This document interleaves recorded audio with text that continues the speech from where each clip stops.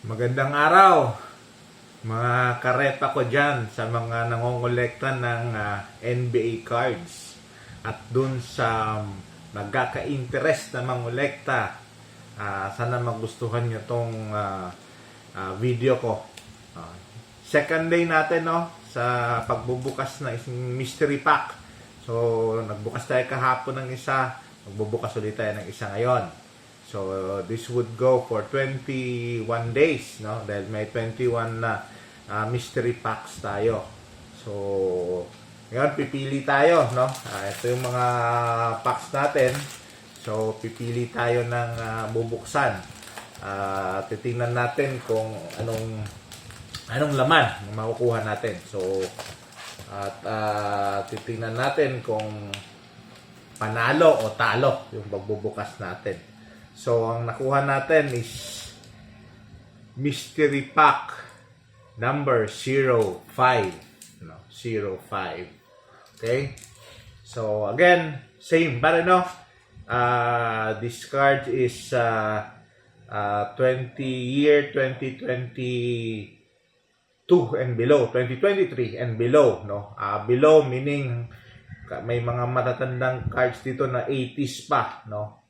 At makikita nyo sa design talaga ng cards kung gaano siya katanda. So, normally, ang isang mystery pack nasa 13 to 15 pieces.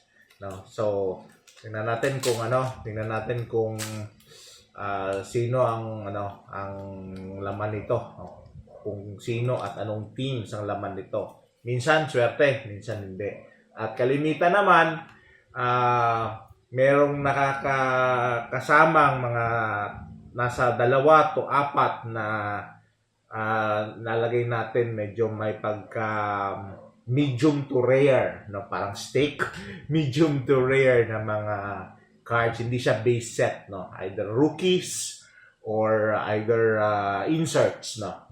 So, una na. From New York Knicks, si Chris Duhon, no? So, ito isa tong guard, no? Guard to siya. Magaling to nung college Pero nung nag-college, NBA, natabunan ng mga players na Another si Alvin Robertson, no? Ng Milwaukee Bucks, no? Ito magaling to na player. Kapanahunan to nila ng era to ng nila Magic, nila Bird, no? So Alvin Robertson.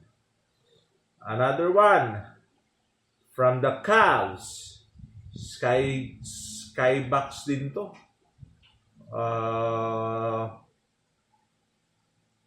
Skybox. Gerald Madskin, guard.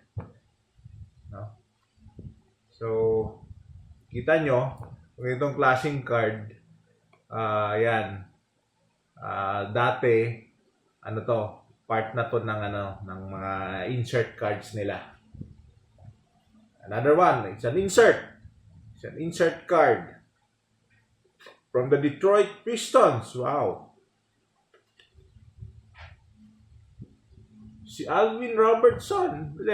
Na-trade pala to. Or nag-sign sa Detroit from from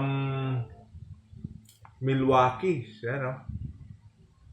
Yan. Yung mga ganitong cards, yung mga print na ganyan, insert cards yan siya, no? Dati mga lumang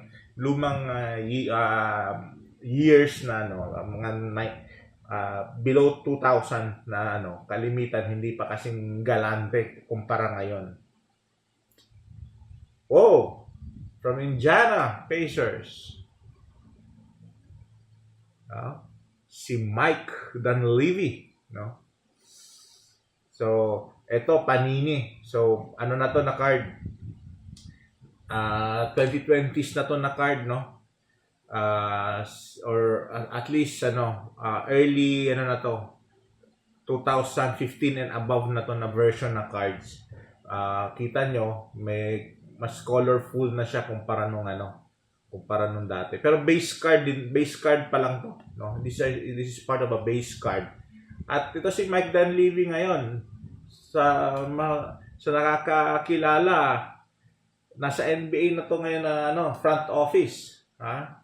Siya na ang nagdadala sa I think general manager siya o basketball operation vice president ba siya ng Golden State Warriors. Mardy Collins, no? Mardy Collins, college card ni Mardy Collins.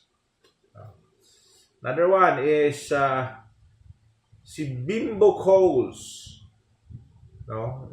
Bimbo Coles is a guard for Miami nung kasagsagan ng labanan ng Miami and New York, no? Bimbo Coles. Another one, Chris Mills. Chris Mills, upper box card ng Cleveland, no? Cleveland Cavaliers. It's an old card. Mas old to. Roy Hinson, no? Roy Hinson Jr.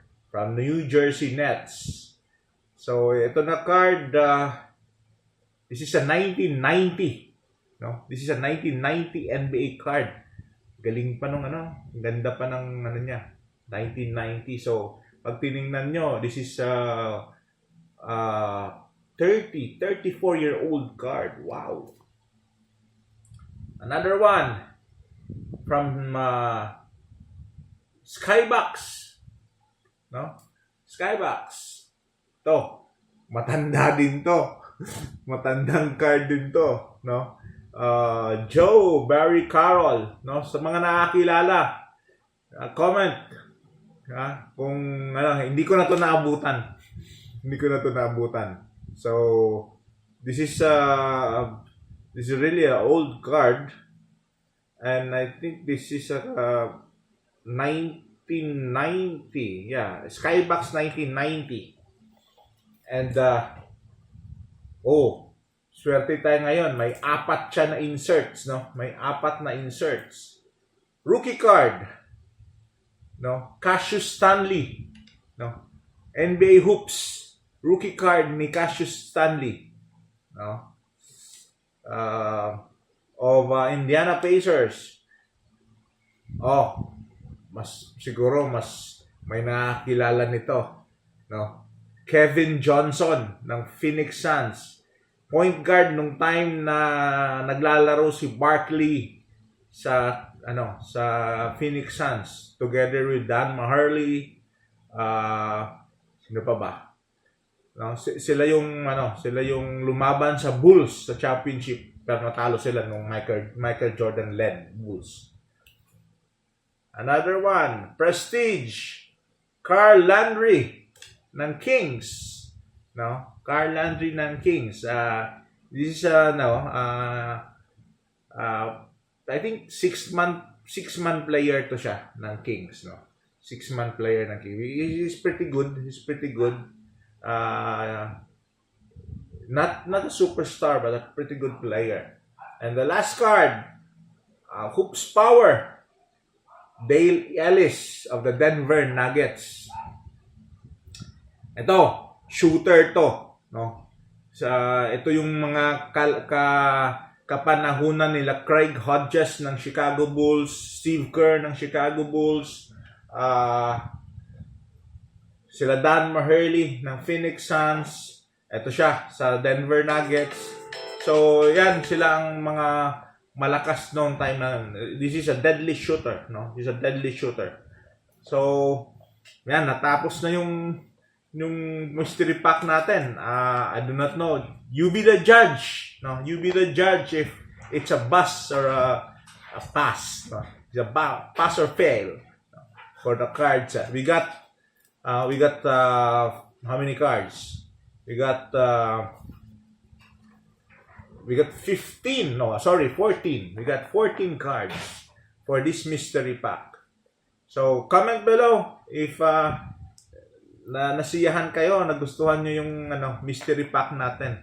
At ano yung masasabi nyo sa mystery pack number 2 natin.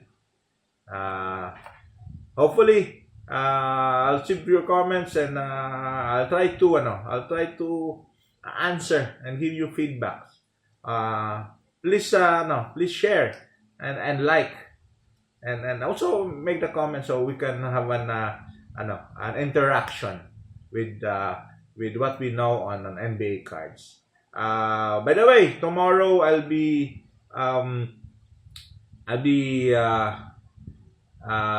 making a vlog on the power rankings of 2024 NBA season, as well as the statistical leaders for the seasons. So that's it. Have a nice day.